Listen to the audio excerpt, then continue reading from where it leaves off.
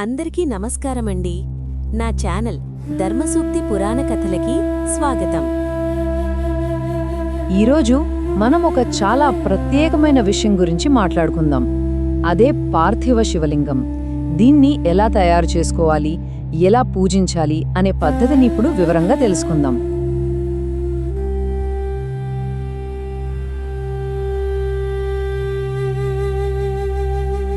అవును, ఇదే మనం ఈరోజు అన్వేషించబోయే ప్రశ్న. ఒక వాస్తవిక వస్తువు అంటే మట్టి అనంతమైన దైవత్వానికి ఒక వాహకంగా ఎలా మారుతుంది? దీని వెనుక ఉన్న ప్రక్రియ, తత్వశాస్త్రం రెండూ చాలా ఆసక్తికరంగా ఉంటాయి. సరే, ఇక విషయంలోకి వెళ్దాం. మొదటి భాగం, అసలు పార్థివ శివలింగం అంటే ఏంటి? ఈ అభ్యాసం యొక్క పునాదిని అర్థం చేసుకుందాం. పార్థివ ఈ పదంలోనే అంతా ఉంది. అంటే భూమికి సంబంధించినది అని అర్థం. సో సింపుల్గా చెప్పాలంటే పార్థివ శివలింగం అంటే పూజ కోసం మట్టితో చేసిన శివుని రూపం.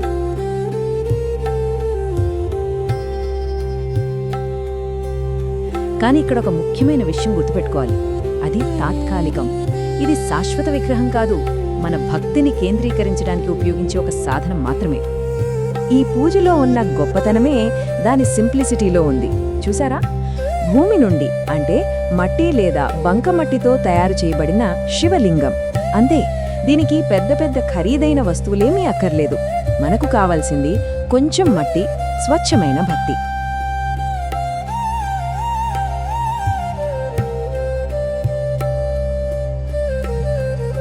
ఇంకో అద్భుతమైన విషయం ఏంటంటే ఇది అందరికీ అందుబాటులో ఉండటం. శివపురాణం ఏం చెప్తుందంటే ఈ పూజ ఎవరైనా సరే చేయొచ్చట. దీనికేవో క్లిష్టమైన ప్రాణప్రతిష్ఠ లాంటి కార్యక్రమాలు కూడా అవసరం లేదు. మనసులో భక్తి ఉంటే చాలు. సరే, అసలు పార్థివ శివలింగం అంటే ఏంటో చూశాం కదా. ఇప్పుడు ఆ దైవిక రూపాన్ని ఎలా తయారు చేస్తారో స్టెప్ బై స్టెప్ చూద్దాం.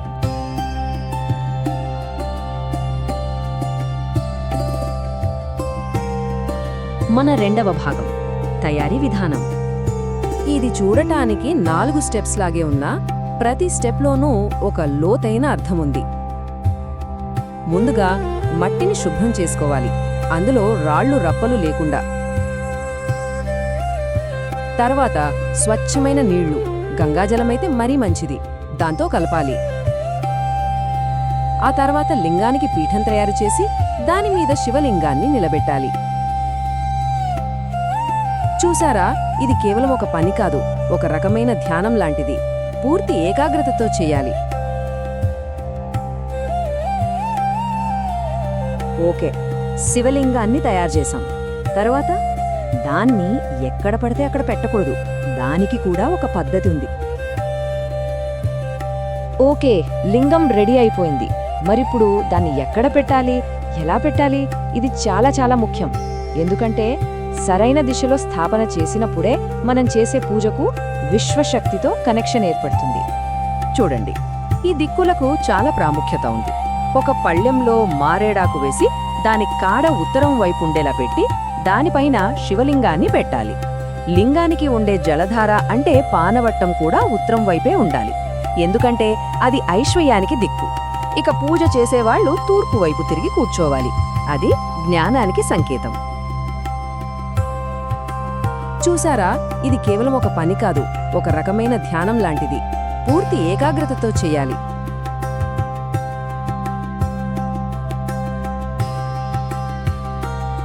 ఇప్పుడు అసలైన ఘట్టం, పూజ. మన మూడవ భాగం, నైవేద్యాలు. అంటే ఆ మట్టి రూపంలోకి దైవిక శక్తిని ఎలా ఆహ్వానిస్తామో చూద్దాం. పూజ కూడా చాలా సింపుల్గా ఉంటుంది. జలం, పాలు, భస్మం, మంచి గంధం ఇలాంటి వాటితో అభిషేకం చేస్తారు. ఈ చిన్న చిన్న క్రియల ద్వారానే ఆ మట్టి ముద్ద కేవలం ఒక వస్తువుగా మిగిలిపోదు. అది మన భక్తికి కేంద్రబిందువుగా మారిపోతుందన్నమాట. ముఖ్యంగా మహాశివరాత్రి లాంటి పవిత్రమైన రాత్రివేళ ఈ పూజ చేయడం చాలా విశేషం. మనం సమర్పించేవి చాలా సింపుల్ వస్తువులే, కానీ వాటి వెనుకున్న భావం మాత్రం చాలా గొప్పది. స్వచ్ఛమైన నీరు, పాలు, పంచామృతాలతో అభిషేకం ఇవన్నీ మనసుని శుద్ధి చేస్తాయి. భస్మం వైరాగ్యాన్ని సూచిస్తే గంధం శాంతినిస్తుంది. ఇక చివరగా ఇచ్చే కర్పూరహారతి మనలోని అజ్ఞానాన్ని కాల్చేసి జ్ఞానమనే వెలుగుని చూపిస్తుంది.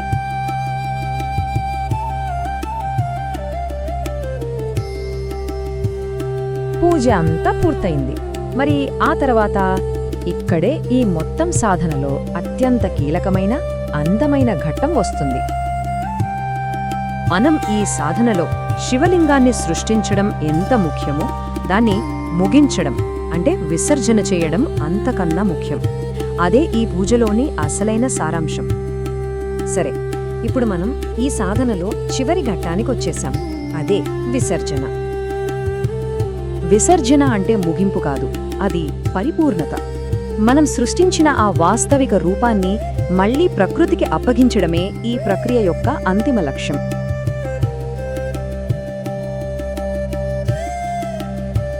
ఇది కూడా పెద్ద కష్టమేమి కాదు.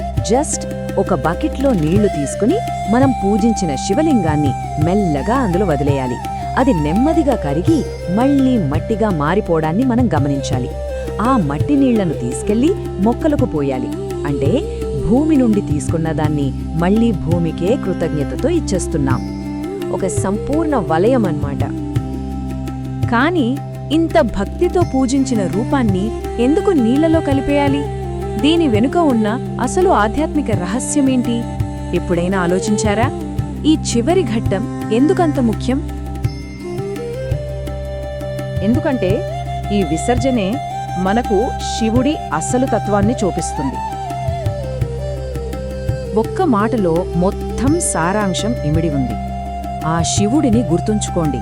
అతను శూన్యం మరియు సర్వం.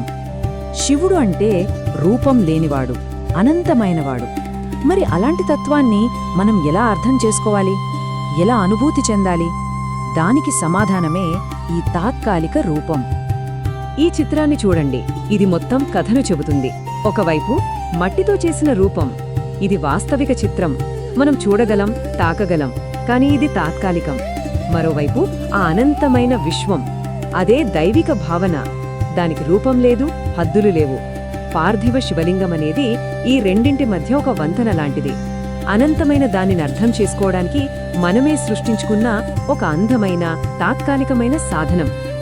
మొత్తం ఈ విశ్లేషణ మనల్ని ఒక చివరి ప్రశ్న దగ్గర నిలబడుతోంది. ఒకవేళ రూపం తాత్కాలికమే అయితే దాన్ని అంత శ్రద్ధగా సృష్టించడం వెనుక ఉన్న అసలు ఉద్దేశ్యమేంటి? బహుశా సమాధానం ఆ రూపంలో లేదేమో. దాన్ని సృష్టించడం, పూజించడం, మళ్లీ ప్రకృతిలో కలిపేయడం, ఈ మొత్తం ప్రక్రియలోనే ఆ సమాధానం దాగి ఉందేమో. బహుశా మనం తయారు చేసేది కేవలం ఒక మట్టి విగ్రహాన్ని కాదు, ఆ ప్రక్రియ ద్వారా మనల్ని మనమే తీర్చిదిద్దుకుంటున్నామేమో. ఏమంటారు? ఈ శివలింగాన్ని తయారు చేస్తున్నంతసేపు మనసులో మంచి భావంతో ఎంతో మహిమగల పంచాక్షరీ మంత్రం ఓం నమః శివాయ అని అనుకుంటూ ఉండాలి.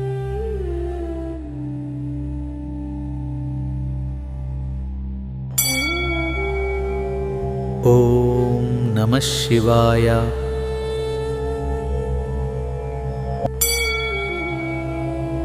ఓం నమః శివాయ.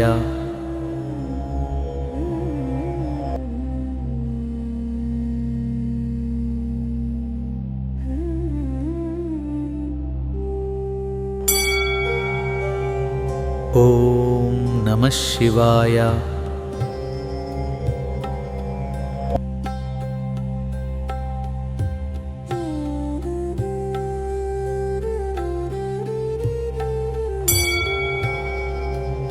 ఓం నమః శివాయ.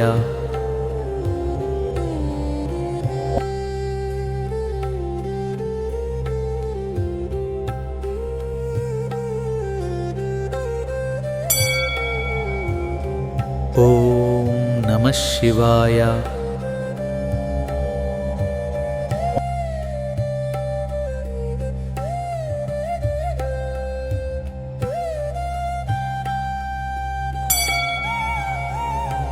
ఓం నమః శివాయ.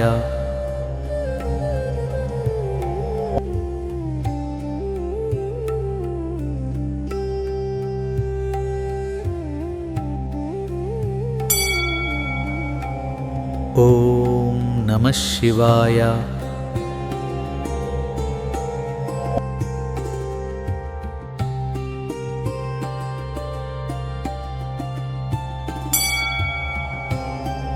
ఓం నమః శివాయ.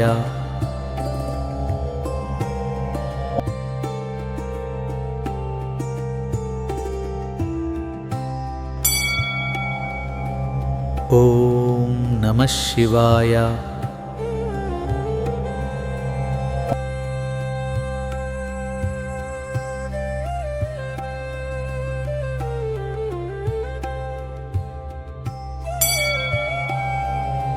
ఓం నమః శివాయ.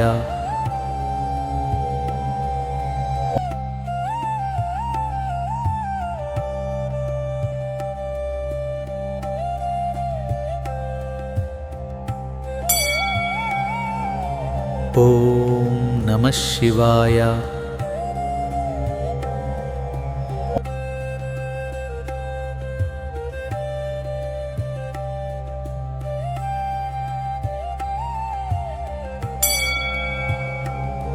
ఓం నమః శివాయ.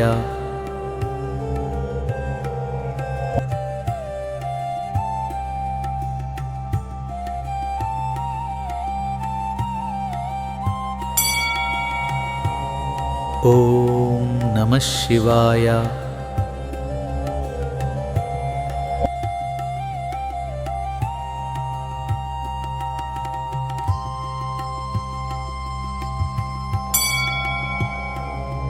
ఓం నమః శివాయ.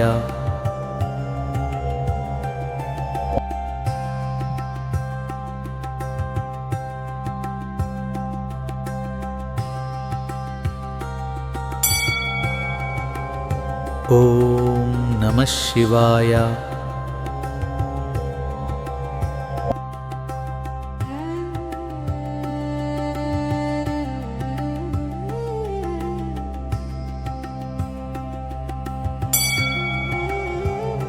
ఓం నమః శివాయ.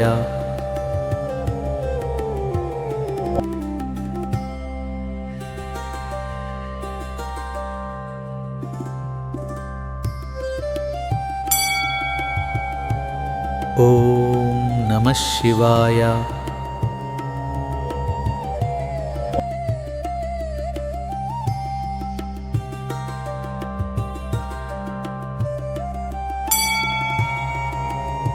ఓం నమః శివాయ.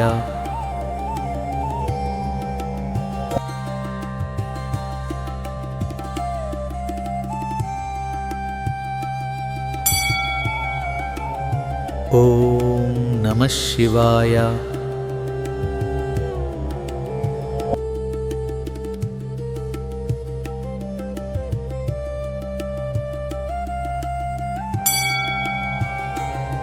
ఓం నమః శివాయ.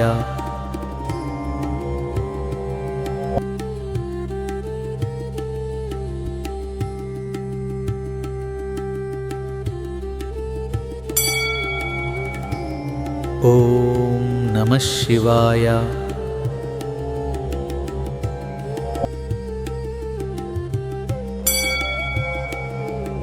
ఓం నమః శివాయ.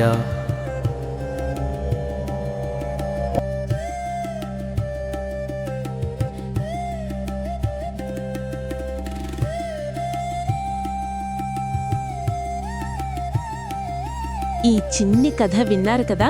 శివరాత్రి నాటికి తప్పక పార్థివ శివలింగాన్ని భక్తిభావంతో అందరం తయారు చేసి పూజ చేసుకుని ఆ శివానుగ్రహానికి పాత్రులమవుదాం. హర హర మహాదేవా, శంభో శంకర.